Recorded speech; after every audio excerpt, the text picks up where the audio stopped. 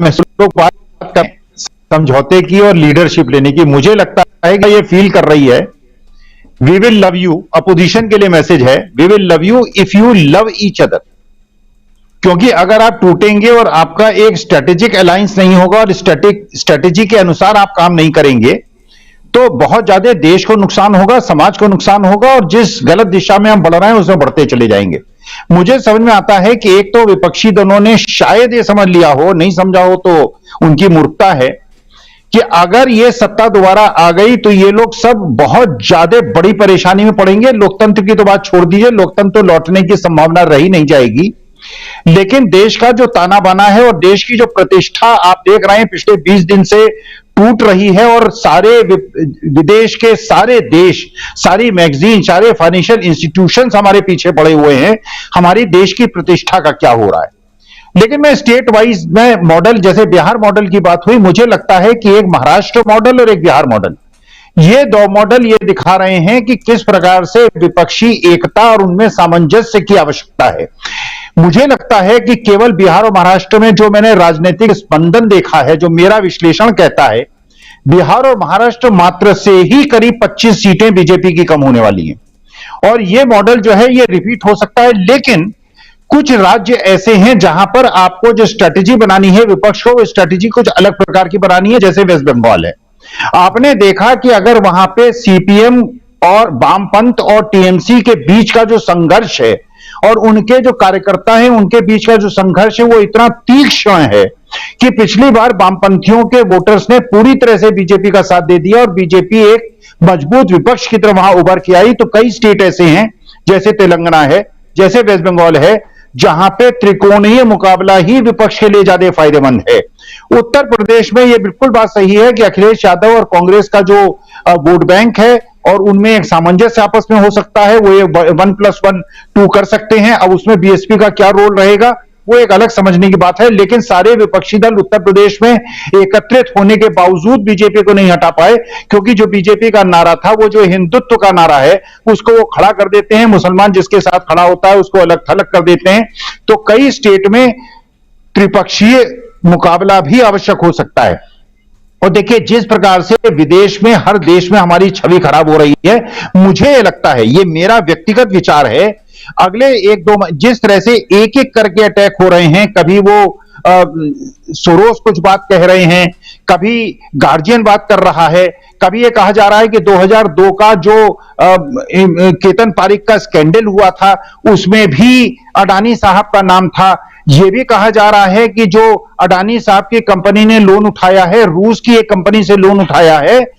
काफी बड़ा लोन उठाया है, जिस मोटर्स के सारे शेयर्स को प्लेज कर दिया गया है। तो मुझे लगता है कि अगले 1 महीने के अंदर, जो सुब्रमण्यम स्वामी भी एक संकेत दे रहे हैं और जो संकेत मुझे मिल रहे हैं, 1 महीने के अंदर इतना बड़ा पर्दाफाश होने वाला है। और जितना मोदी जी ने अडानी जी को रक्षा करने की कोशिश की है, उनको बचाने की कोशिश है, अपनी छवि को अडानी जी की छवि से मिलाने का प्रयास किया है, तो अनायास इतना बड़ा एक उम्मीद विपक्ष के पास अपने आएगी कि जनता के पास कोई विकल्प नहीं रहेगा। और राहुल गांधी ने जिस प्रकार से अपना एक जो इमेज का मेकओवर किया है और जिस प्रकार से एक मैसेज किया है कि वो एक सन्यासी हैं, वो जनता के साथ रहने वाले हैं, वो बार बार कपड़े बदलने वाले नहीं हैं, वो जनता को गुमराह करने वाले नहीं हैं, जनता को दर्द को समझते हैं, उन्हें मलहम लगाने वाले हैं। तो मुझे ऐसा लगता है कि अगले महीने के अंदर, 1 महीने के अंदर जो अडानी प्रकरण है वो कोई ऐसा मोड़ लेने वाला है जिससे कि बीजेपी की 100 सीटें भी, मेरे को लगता है नीतीश कुमार ने बहुत बड़ा आंक करके देख लिया है,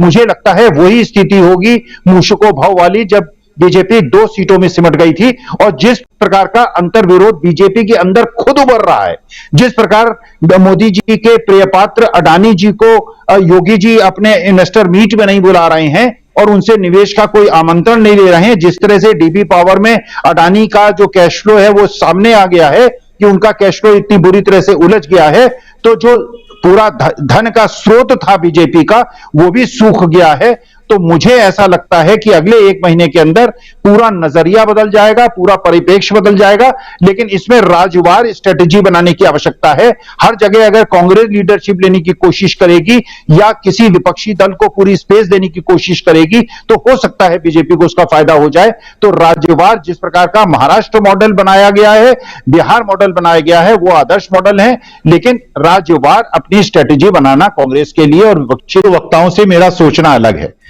ये बीजेपी की टूल किट है, ये बीजेपी की स्ट्रेटेजी है कि अपोजिशन के लोगों को इस प्रकार से प्रोजेक्ट किया जाए कि उनकी एम्बिशंस टकरा रही हैं। मुझे ऐसा लगता है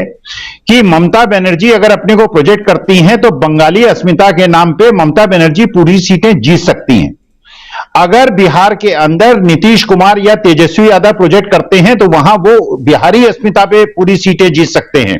उत्तर प्रदेश में अगर अखिलेश अपने को प्रोजेक्ट करेंगे, केसीआर तेलंगाना में करेंगे और शिवसेना उद्धव ठाकरे महाराष्ट्र में करेंगे तो पूरी सीटें जीत सकते हैं। इस कंट्रडिक्शन को बीजेपी बढ़ा रही है।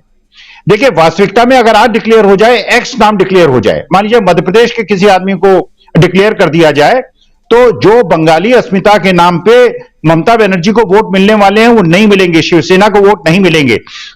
मुझे ऐसा लगता है ये स्ट्रेटेजिक अलायंस की आवश्यकता है। जैसे मायावती ने उत्तर प्रदेश के अंदर सारी सीटों पे अखिलेश यादव को हराने के लिए मुसलमान कैंडिडेट खड़े किए, 5-5, 6-6, और एमआईएम ने, ओवैसी ने 5 अपने कैंडिडेट खड़े किए, जिससे कि 15-20 हजार वोट काट के उन्होंने सपा को हरवा दिया। इसी स्ट्रेटेजी पे अपोजिशन को काम करना पड़ेगा। अगर आप सारे लोग हाथ मिला लेंगे तो हिंदुत्व तो फिर हावी हो जाएगा और बीजेपी फिर जीत जाएगी। बिहार के अंदर बिहारी अस्मिता की बात हो, बंगाल के अंदर बंगाली अस्मिता की बात हो, महाराष्ट्र के अंदर मराठी अस्मिता की बात हो, और जो पार्टी से समझौता नहीं हो सकता, मान लीजिए बंगाल की बात है, वहां समझौता नहीं हो सकता, अगर तीसरी शक्ति नहीं होगी तो जैसे बंगाल में नारा लगा था, पहले राम फिर बाम, और सारे के सारे वामपंथी वोट जो है बीजेपी की तरफ चले गए थे, वैसा हो जाएगा अगर 1:1 की लड़ाई होगी। तो त्रिकोणीय लड़ाई कुछ राज्यों में आवश्यक है, कुछ राज्यों में बिहार और महाराष्ट्र में जो द्विपक्षीय लड़ाई है वो संभव है। कई स्टेट्स में त्रिपक्षीय लड़ाई जो है वो स्ट्रेटेजिक मूव है और वही विपक्षी जीत का मार्ग प्रशस्त करेगी। प्री पोल अलायंस के बजाय पोस्ट पोल अलायंस ही विपक्षी एकता के लिए और विजय के लिए मेरे ख्याल से आवश्यक है। जी जी जी, बिल्कुल बिल्कुल। देखिए, एक पहलू ये भी है, तो इन पहलुओं को, इन बातों को समझने की हम कोशिश कर रहे हैं और बहुत शानदार विश्लेषण आपने किया कि हाँ, अस्मिता की बात आती है, बिहार में बिहारी अस्मिता, यूपी की अस्मिता, उधर हमारे चैनल से जुड़े रहने के लिए YouTube पर टाइप करें DB लाइव, सब्सक्राइब बटन को क्लिक करें और बेल आइकन को दबाना न भूलें ताकि खबरें आप तक पहुंचती रहें। देखते रहिए DB लाइव, क्योंकि यहाँ हैं खबरें लगातार।